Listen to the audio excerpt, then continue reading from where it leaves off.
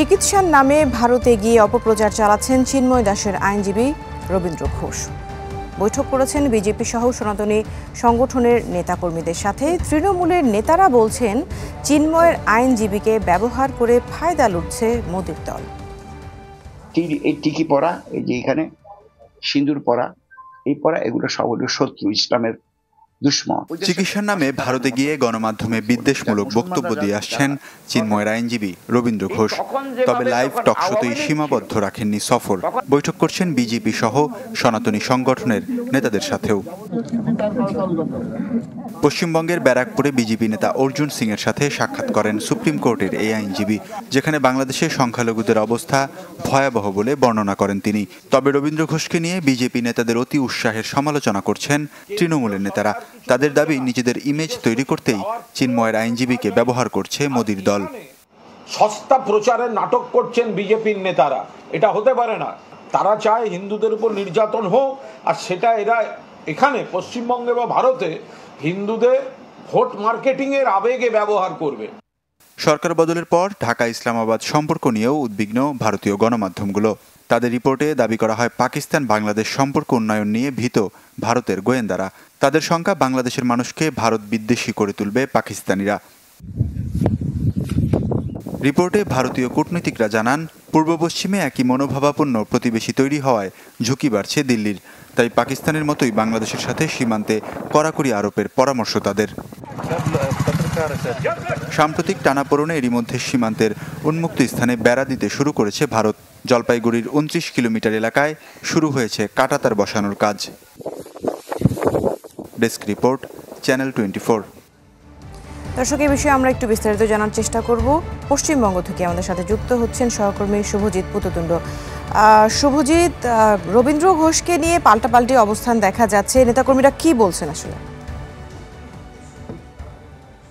দেখুন, রবীন্দ্র ঘোষের পরিবার থাকে ভারতে, এবং ভারতে তারা ভারতীয় নাগরিক, ভারতে তারা চাকরি করে। তার 2 ছেলে রয়েছে, এবং সেই ছেলেদের যখন ভারতের একেবারে নাগরিকত্ব পেতে হয়েছে, তাদের যখন ডকুমেন্ট বানাতে হয়েছে, তার আধার কার্ড, ভোটার কার্ডের মতো ডকুমেন্ট গুলো, সেখানে বাবার নামের জায়গায় তারা কোন নাম রেখেছেন, রবীন্দ্র ঘোষের নাম রেখেছেন না ভারতে তারা নতুন বাবা বানিয়েছেন, সেটা কিন্তু দেখার বিষয় আছে। কারণ রবীন্দ্র ঘোষ দাবি করেছেন তার ছেলেরা ভারতের নাগরিক, তিনি ভারতের নাগরিক নয়। তিনি ভারতের নাগরিক না হলে তার ছেলেরা কি করে তাদের কার্ডগুলো বানালেন, আধার কার্ড, ভোটার কার্ড, এটা কিন্তু একটা প্রশ্ন। এবং সেই কার্ডের জায়গায় তার বাবার নাম কি আছে, এটাও একটা প্রশ্ন।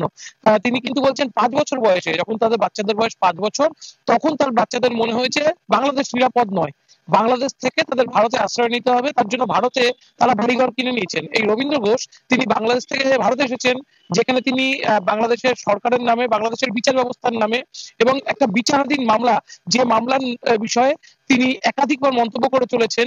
এই যেখানে বসে করছেন, যে বাড়িটায় বসে করছেন, এটা কিন্তু কোনো হোটেল নয়, এটা তার নিজের বাড়ি। তার ছেলেদের নামে হোক, তার নিজের নামে হোক, তার বাড়ি।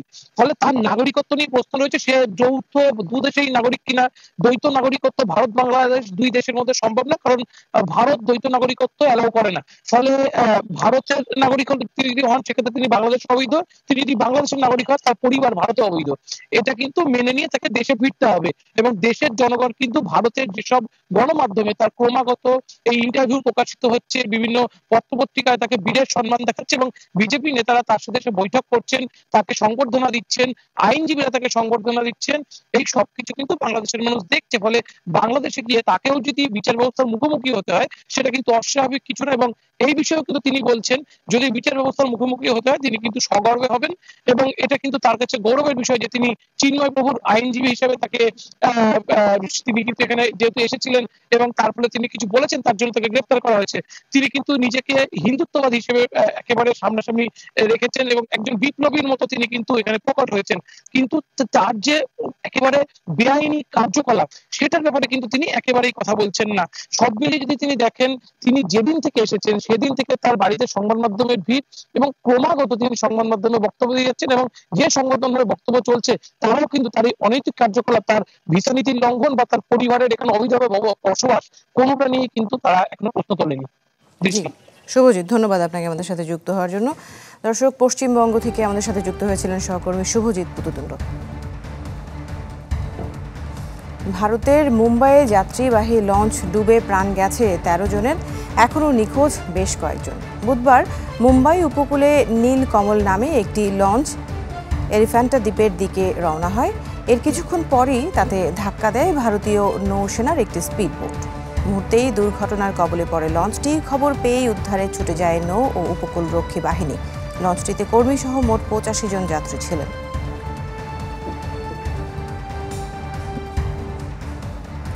ইসলামী ব্যাংক পিএলসি ওয়ার্ল্ড নিউজ টুডেতে সময় হলো একটা বিরতির, ফিরে আসছি একটু পর। দেখছেন Islami bank PLC world news today.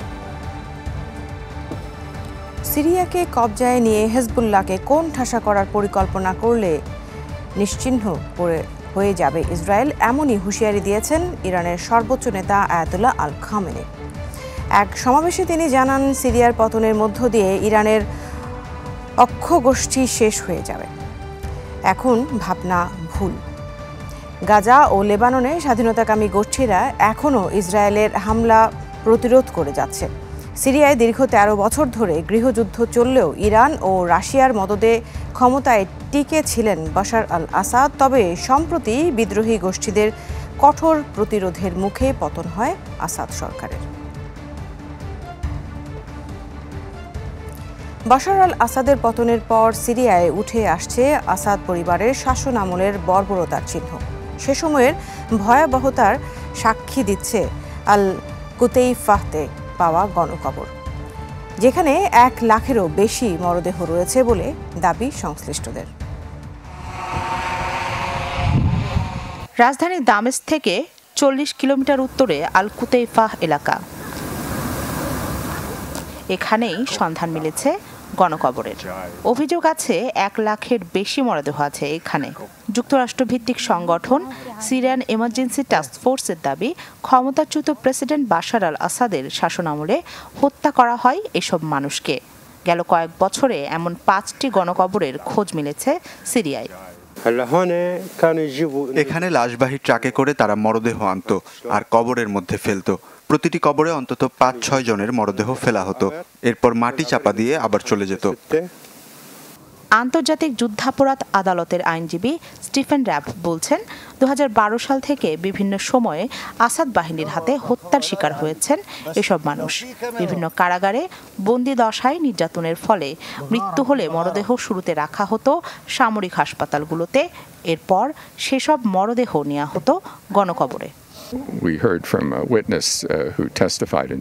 অন্তত 15 ফুট গভীরতায় কবরগুলো খনন করা হয়েছে এবং একসাথে অনেক মরদেহ ফেলা হয়েছে। আসাদের শাসনে সিরিয়ার প্রায় প্রতিটি পরিবারই ক্ষতির মুখে পড়েছে।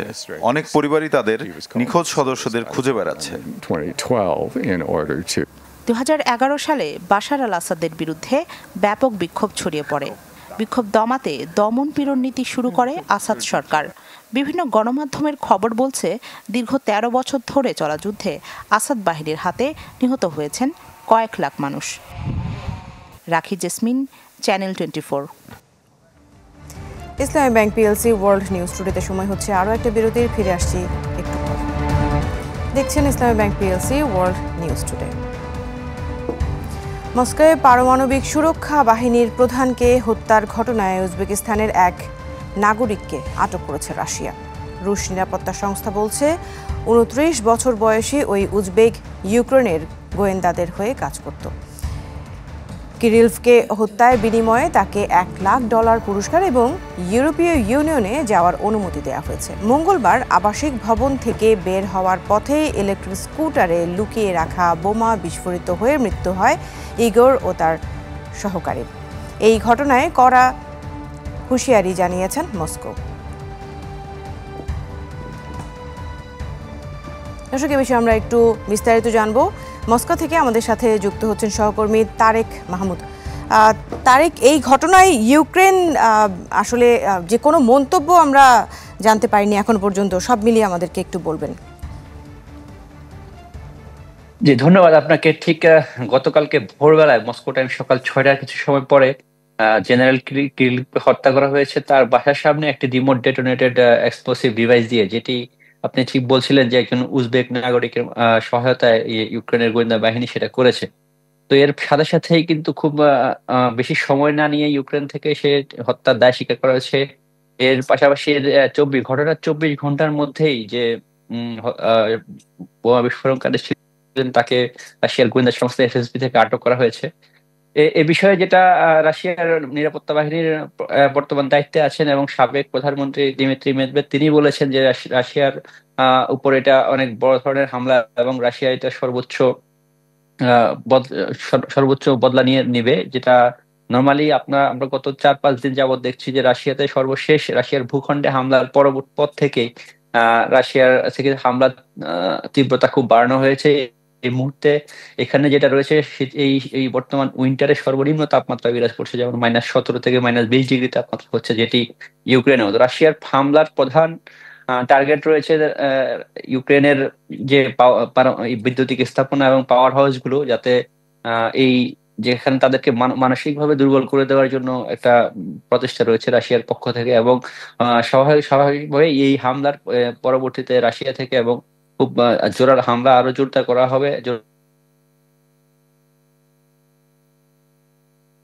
হচ্ছে যে কুর্স্ক সীমান্তে, যেটা সাউথ কোরিয়ার সৈন্য রাশিয়ার পক্ষে যুদ্ধ করছেন, তো সেই জায়গায় ইউক্রেনের সেনারা বেশ কিছু জায়গা তাদের দখলে ছিল, যেটা তারা হারিয়েছেন গত 2 দিনের মধ্যে।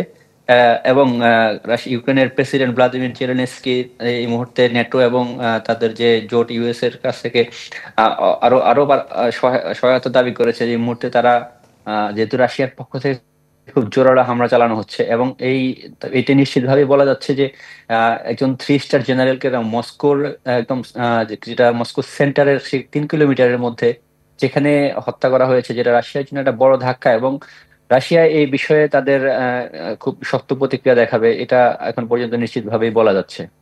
জি তারেক, ধন্যবাদ আপনাকে আমাদের সাথে যুক্ত হওয়ার জন্য। দর্শক, তারেক মাহমুদ মস্কো থেকে আমাদের সাথে যুক্ত হয়েছিলেন। আর এই ছিল ইসলামী ব্যাংক পিএলসি ওয়ার্ল্ড নিউজ টুডের আজকের আয়োজন। বিশ্বের গুরুত্বপূর্ণ সব সংবাদ বিশ্লেষণ জানতে চোখ রাখুন চ্যানেল 24 এর পর্দায়। এছাড়াও দেখতে পারেন ফেসবুক এবং ইউটিউবে। ধন্যবাদ সবাইকে।